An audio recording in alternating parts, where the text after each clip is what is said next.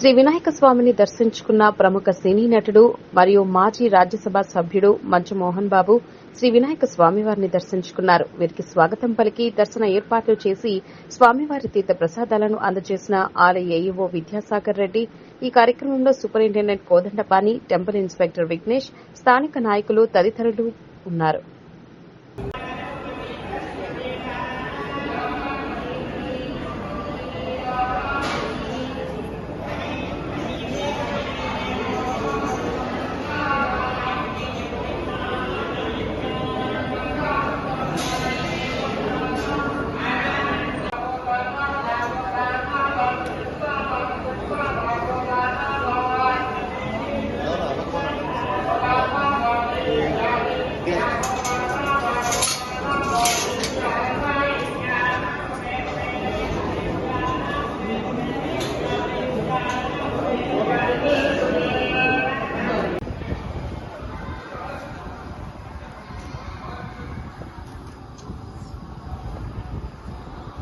Sir.